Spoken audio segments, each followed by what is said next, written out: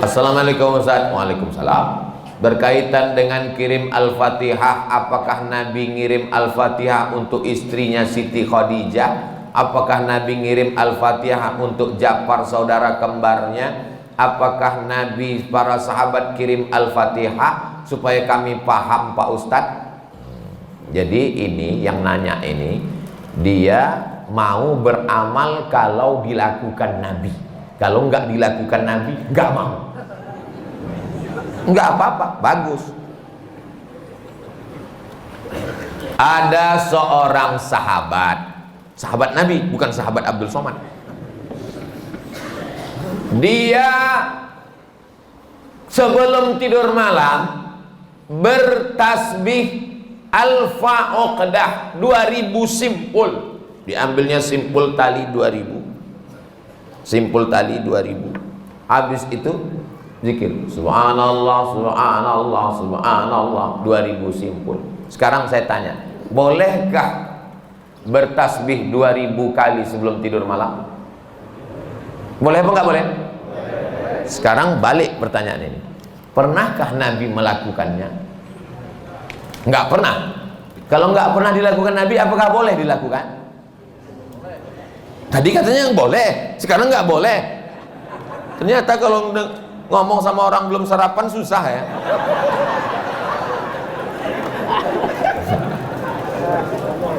Oke, contoh kasus yang kedua.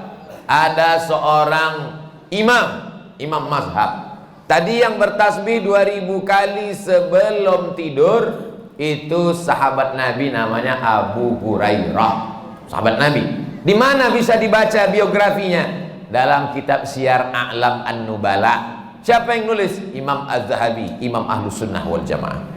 Contoh yang kedua, da'autu lisyafi'i fi salati arba'ina sanah. Saya mendoakan guru saya Imam Syafi'i fi salati, dalam salat saya arba'ina sanah, 40 tahun.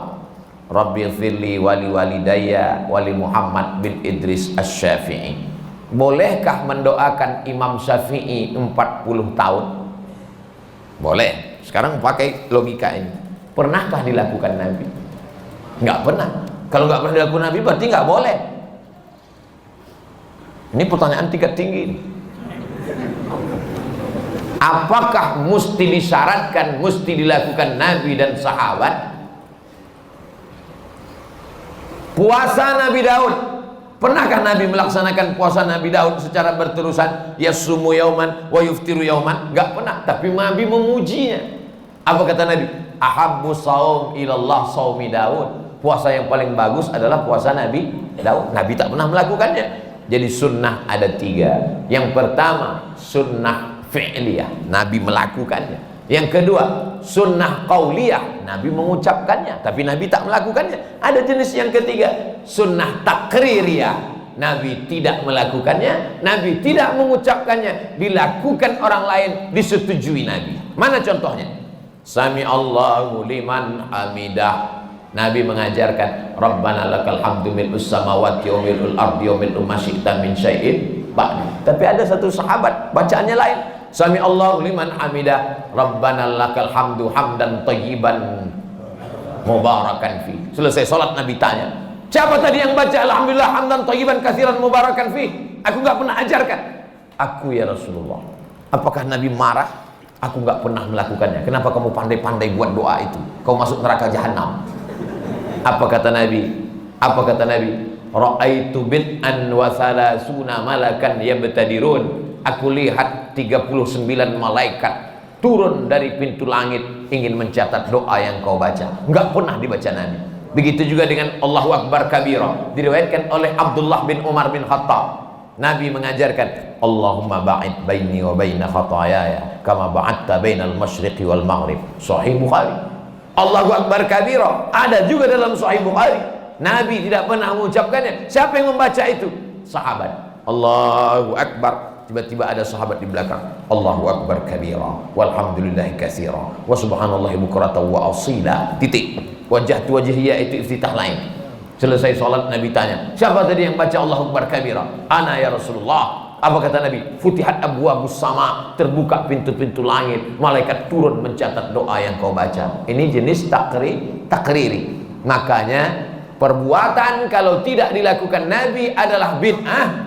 Betul kata Imam Syafi'i, kalau dia bertentangan dengan syariah. Selama masih ada dalilnya, tidak bertentangan dengan syariah, maka dia tidak disebut bid'ah dhalalah, tapi dia disebut dengan mahmudah. Sekarang tentang mengirimkan Al-Fatihah kepada orang meninggal dunia, sampai apa tak sampai? Siapa bilang sampai? Memangnya yang udah meninggal tuh pernah ngasih tahu? Alhamdulillah titipannya udah sampai, makasih ya. Imam Ibnu Taimiyah punya murid namanya Imam Ibnul Qayyim Al-Jauziyah. Punya kitab namanya Kitab Ar-Ruh. Sudah diterjemahkan ke bahasa Indonesia 3 huruf, R-O-H, roh. Di situ diceritakan Imam Ahmad bin Ambal lewat di suatu makam. Ada orang baca Quran. Kata dia, berhenti, jangan kau baca. Lalu disebutkanlah sanad-sanadnya bahwa membaca Quran itu untuk orang meninggal dunia tidak terlarang. Tentang kitab roh ini tidak diragukan, karena ada seorang dapat gelar doktor gara-gara meneliti kitab roh, namanya Dr. Bassam dari Kuwait. Umar bin Khattab punya anak laki-laki namanya Abdullah bin Umar bin Khattab. Dia pesan, kalau aku meninggal dunia, nanti bacakan di atas makamku pangkal Al-Baqarah 5 ayat sampai wa ulaika humul muflihun, dan ujung Al-Baqarah 3 ayat lillahi ma fis samawati sampai habis.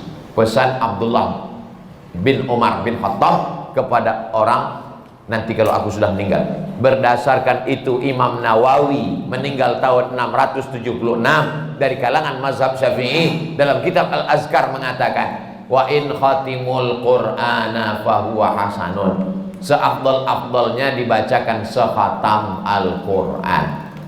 Kalau tidak sanggup sekhatam Al-Qur'an, likulli syai'in qalbun, segala sesuatu punya hati, wa qalbul Qur'an Yasin, hatinya Al-Qur'an adalah Yasin. Enggak sanggup juga Ummul Quran Al-Fatihah.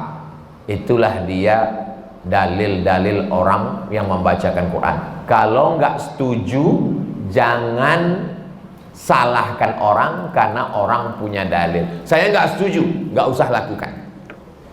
Yang tidak boleh itu adalah tidak ada ulama satupun yang membolehkan, dia membuat sendiri. Nah, itu enggak boleh. Imam Nawawi, ini Imam Nawawi bukan imam sembarangan. Dia bukan selevel Imam Samudra, apalagi Imam S. Arifin. Imam Nawawi, kalau kita baca kitab pertama Sahih Bukhari, di bawah Sahih Bukhari Sahih Muslim.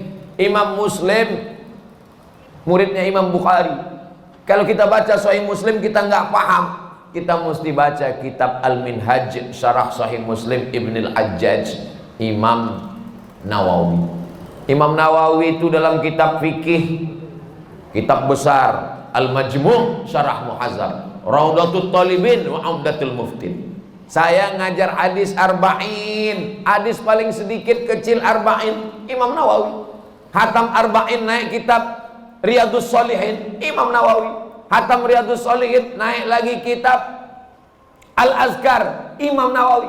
Membaca kitab Mustalah Hadis yang disyarah oleh Imam Suyuti, Tadribur Rawi, Syarah Takrib Nawawi. Imam besar. Apa kata Imam Nawawi? Mengomentari hadis tentang pelepah korma. Nabi membelah pelepah korma, ditusukkannya ke makam. Apa kata Nabi? Kalau tasbih pelepah korma saja sampai, apalagi bacaan Quran orang beriman. Nah, jadi pertanyaan ini memang simple, tapi ini ingin menggali dan menguji isi kepala Abdul Somad. Enggak apa-apa. Kalau nggak setuju, nggak usah lakukan, tapi jangan salahkan, karena nanti takutnya di akhirat ketemu dengan Imam Nawawi malu.